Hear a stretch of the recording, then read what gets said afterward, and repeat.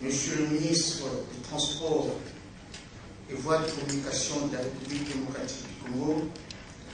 président en exercice de l'OMAO, honorable représentant du président de l'Assemblée nationale, Excellence, Monsieur le ministre délégué chargé de la marine marchande de la République du Congo, vice-président de l'OMAO, Mesdames et Messieurs les ministres et vice-ministres de la RDC,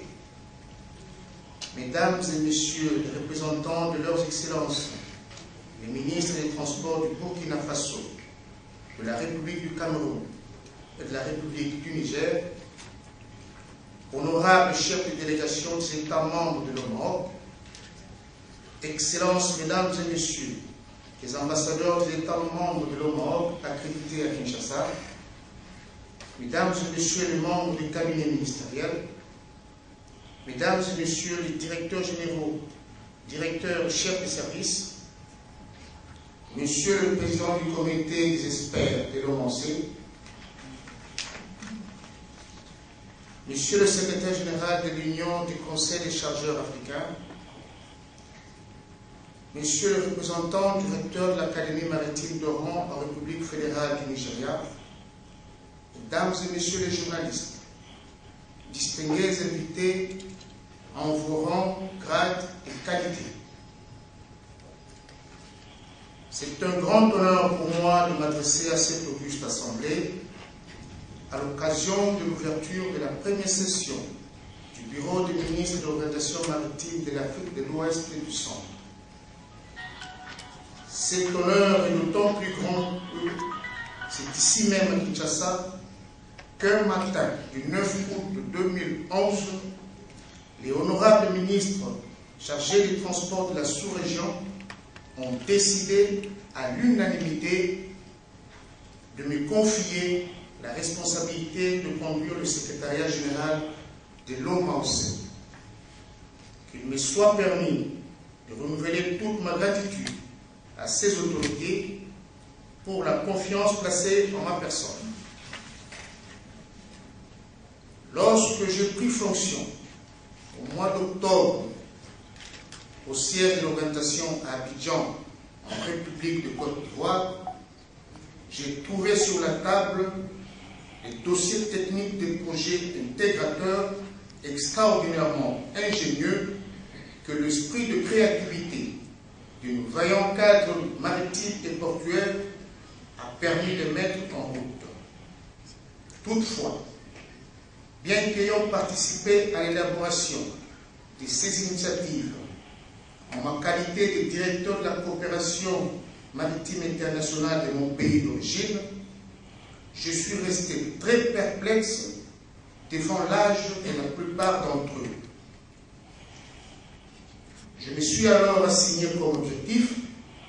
de faire aboutir le plus rapidement possible ces projets qui n'ont que trop duré sur le papier. Ma confiance dans la capacité de notre sous-région à réagir positivement et la foi en notre organisation commune que je lis dans les actes posés par les honorables ministres membres du bureau suffisent à me convaincre que la mission n'est pas impossible. C'est pourquoi, quand j'ai vu pointer à l'horizon des événements qui sont susceptibles de nous faire traverser des zones orageuses, je me suis empressé de solliciter le président et ses vice-présidents pour réunir le bureau dans l'urgence aux fins de prendre les mesures idoines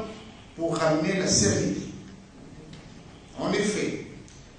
à l'est de l'océan Atlantique qui baigne les côtes des États membres de l'OMAO, est classé parmi les routes maritimes stratégiques.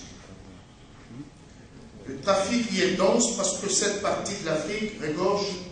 des matières premières recherchées par les industriels occidentaux et elle importe des équipements pour soutenir la croissance économique annoncée par eux. Par ailleurs, le transit dans cette zone des super-pétroliers provenant du Moyen-Orient et qui ne peuvent emprunter le canal de Suez du fait de leur trop grande taille contribue à augmenter la dépendance du commerce maritime international à nos voies maritimes. Aussi, lorsque le phénomène de la piraterie dans le golfe de Guinée a commencé à prendre de l'ampleur, il a créé une forte émotion au sein de la communauté internationale. L'actualité s'est focalisée sur la question et les médias en font le large écho, toutes choses qui interpellent les autorités de la sous-région. Pour l'exercice de la police dans les eaux maritimes de l'Afrique de l'Ouest et du Centre, l'OMAOC a élaboré, en partenariat avec l'Organisation maritime internationale, un projet tendant à mettre en réseau les gardes-côtes des États membres. Ce projet a fait l'objet d'un mémorandum que 15 États membres côtiers sur le 20 de l'OMAOC ont signé. Conformément aux dispositions pertinentes du mémorandum, chaque État membre est invité à mettre en place une garde-côte, institution civile sous l'autorité des ministres chargés des transports maritimes, à l'équiper en ressources humaines et matérielles et à participer aux actions de coopération dans sa zone. Il est convenu que la garde-côte peut être opérée avec les moyens de la marine militaire de chaque État membre. Cependant, depuis le début de cette année, diverses initiatives récentes tendent à orienter exclusivement vers les marines militaires et leur commandement au sein du département de la Défense, la responsabilité de faire appliquer les lois et règlements maritimes dans les eaux de la sous-région. Au terme, l'option militaire qui se dégage ainsi remet en cause le mémorandum dans son principe. La logique voudrait que les États membres de l'OMAOC n'abandonnent pas ce mémorandum, ce qui correspondrait à une marche à reculons après tant de sacrifices. Cette même logique voudrait également que les États membres ne perdent pas leurs énergies dans des conflits absolument inutiles entre leurs marines militaires et leurs administrations maritimes.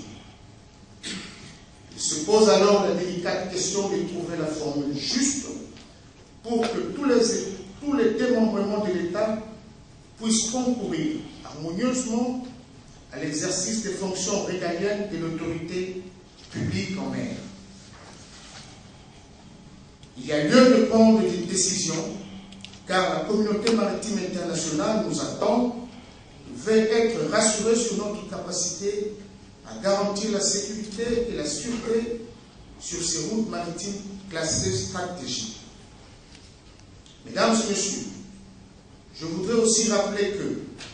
la fourniture de services de transport maritime rentables et sécurisés que l'OMAOC s'est fixé comme objectif principal ne peut se réaliser qu'avec une politique de financement durable capable de fournir aux administrations maritimes et aux opérateurs du secteur maritime et portuaire les capitaux nécessaires aux investissements. C'est pourquoi le projet de la Banque maritime régionale de développement a été initié. Ce projet qui a été approuvé par le Bureau des ministres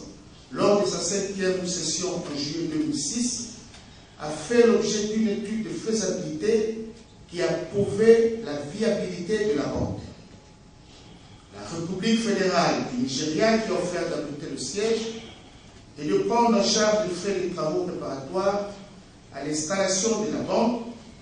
y compris les honoraires des consultants juridiques et financiers,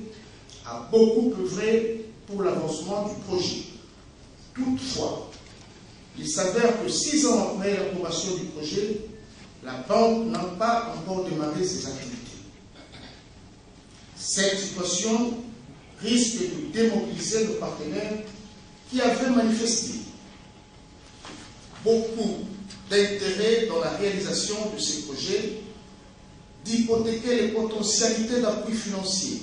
aux femmes et hommes d'affaires du secteur maritime dans la sous-région et d'influencer négativement le processus de mise en place du Fonds maritime régional dans les États membres. Ici également,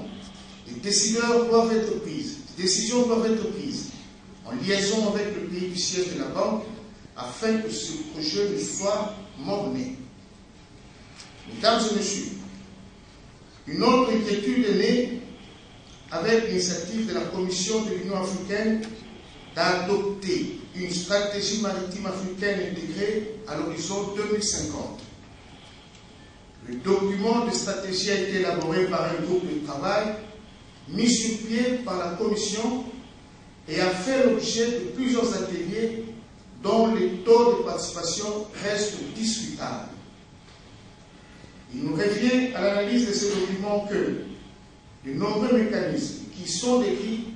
se superposent aux initiatives de l'OMOP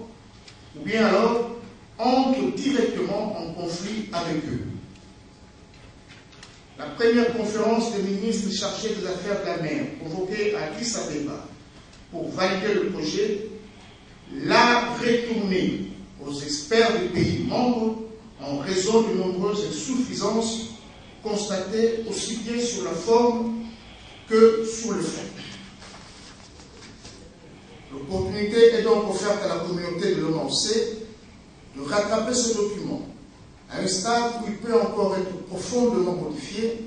pour tenir compte des réalités socio-économiques de notre sous-région. Honorable ministre du bureau de l'OMC, ici présent ou représenté, le comité des experts s'est penché sur tous ces sujets pendant 2 jours en vue de préparer votre session de ce jour